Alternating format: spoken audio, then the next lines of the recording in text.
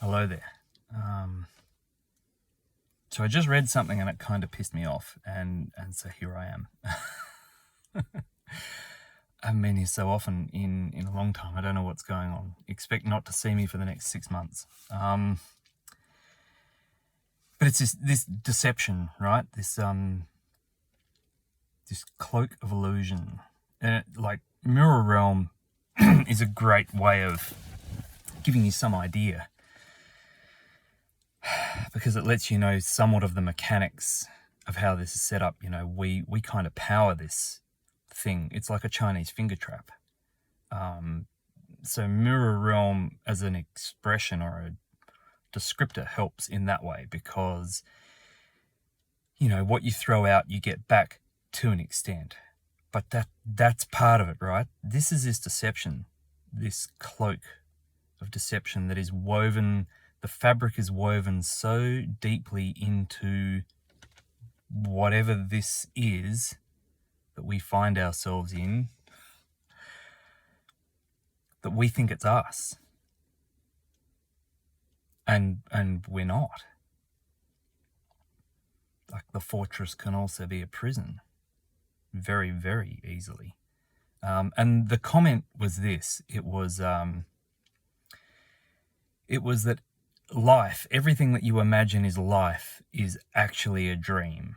And the spirit realm, everything that you imagine is a dream, and the astral and the etheric, and that's where it's real. My caveat would be it's more real than here. I still don't know if it's real, because I still think it's in here. I don't think many, if any of us, have actually found the doorway within our waking life to step outside of whatever this container is we're in, and then back in again. We might think we have. Whether we have or not, you know, that's your own personal call. I'm not going to say anyone has, and I'm not going to say anyone hasn't. But this idea of, this is just a dream. You know, you're in a dream and you think your dream's real. This is the dream. And there, when you're asleep, when you're off doing spiritual stuff, when you're out of your body, that's real. Spirit realm's the real realm. And then they just leave it at that. These fucking Buddhist whoever's, or I'm not throwing shade on anyone particular. It was just, that was the person who I saw who said it. Right? You just throw a comment out like that, and then you smile and you say, and if you let go, you will have peace, because it's a dream, so let go. What? Like, come on. No clue for anyone about dream mechanics. No pointer to say, well, you know that you can lucid dream, right? Like, it's a great example to say this deception that we're in, this mind fuck that's as real as anything else, but we have no clue at this point what's real and what isn't. So to say it's a dream's yummy, but most people have no control over their dreams. And so they will have no control over life either. So how are you helping people? Or just let go? Yeah, I know that. Try it sometime. I've even said it. Just let go. Just drop your stuff. Like, we know that. But that's not easy, because we still think we're the stuff. The stuff's woven into the fabric of whatever we believe we are or aren't. Like, in all honesty, I didn't get my head around any of what was going on here until I remembered how to lucid dream, because I could do it as a child. I could wake up in dream state, asleep, whatever that is, and be in control of, to some extent. I mean, because you're never in total control. But usually in a dream, you're just watching and you're recording and you remember, and you wake up, you go, that was weird. But when you can start navigating it, you know, I had a magical practitioner teaching me, shamanic practitioner actually, she was both. He said, you don't want to lucid dream all the time because, dreaming is also organizing and recalibrating what you've done through the day. And look, yeah, there's truth in that. But only if your lifestyle is so busy and manic and you never actually sit for 5 minutes to recalibrate on your day, would you have to do that.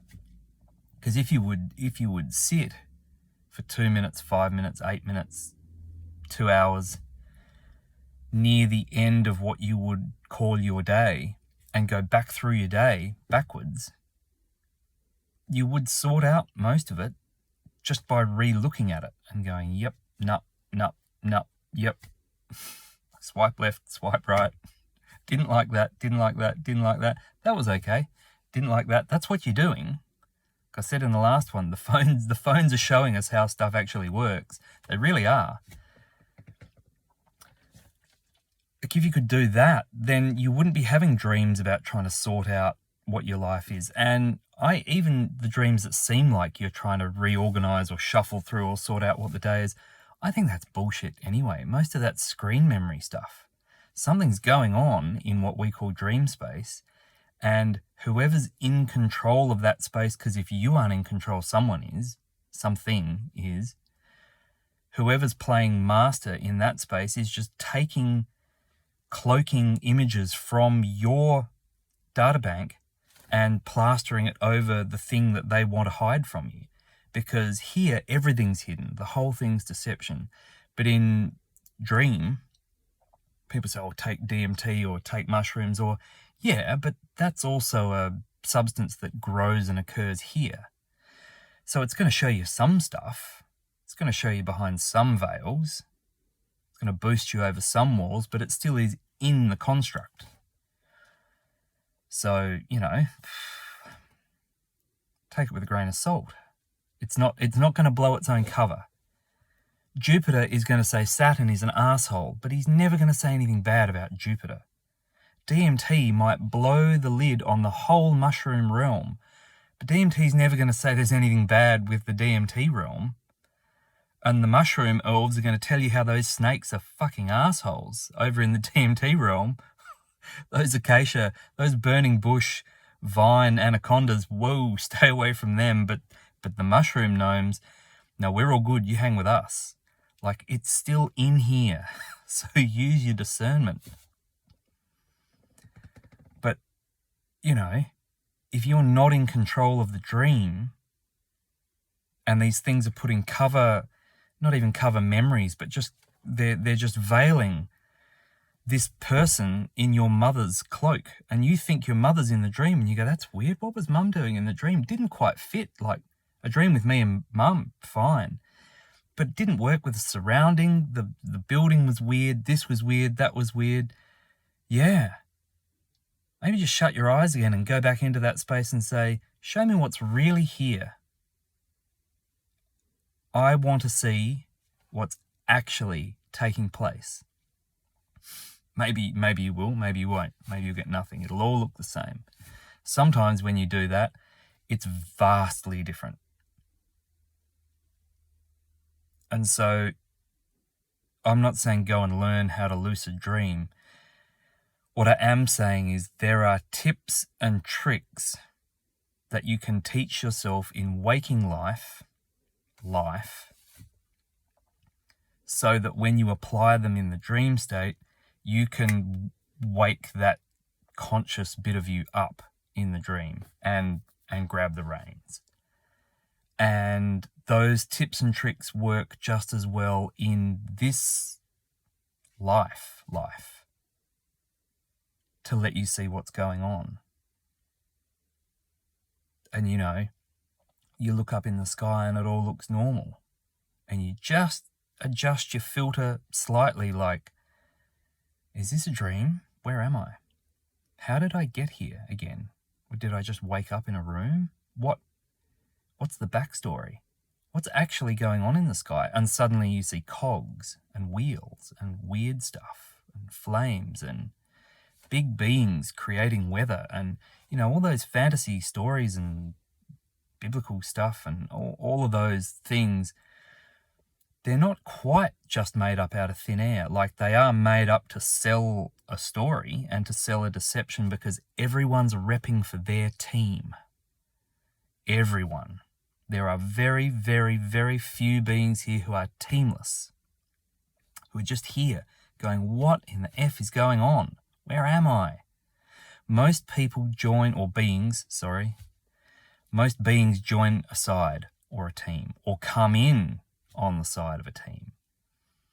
And so, it's like politicians they'll joke they should have their sponsors sewn onto their jackets like NASCAR, or football players, on the jersey. Spiritual gurus, or whoever, people, life coaches, they're everywhere. They call themselves whatever they call themselves, and they are everywhere.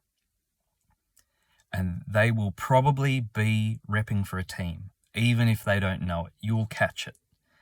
There's something at the back, and that's the highest thing that they can imagine, and they might not even know it's there, but it'll be there. And if it's not them, you're in trouble, because it's someone else. And so ultimately, all the power goes to that. They'll be getting you to ground into the earth. They'll be getting you to connect to angels. They'll be getting you to connect to ascended masters. They'll be getting you to connect to dragons, or this or that, or whatever, or higher selves that aren't you, because it's too big. You don't know that. It's much more expanded than you. No. It's quick. I'll tell you right now. I've done the tiniest bit of it. It's fast. It's like doing the breath work and then going, just take the drugs. Boom. Like, it's fast. But there's a trick there. Like, you've given the power to someone else to get you there. And yeah, we get in vehicles, we give our power to the vehicle, and we drive. We should walk under our own steam.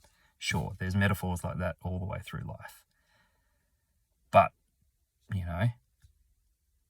you are trading off your power. And there's a cost in that, even in a dream. There's a cost, because there are mechanics in the dream. The dream has mechanics. Life has mechanics. And you will struggle to see what the mechanics are unless your mind works in a very interesting way, or unless you can get lucid. If this is a dream, then the trick would be to get lucid. And so, perhaps go and find yourself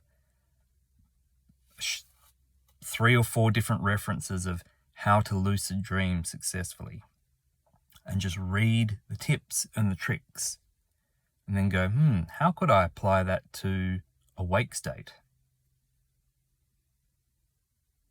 Interesting that we say we're awake, but awake is when you're after a funeral having a party to say see you later to the dead body and the person that may or may not have got out of here.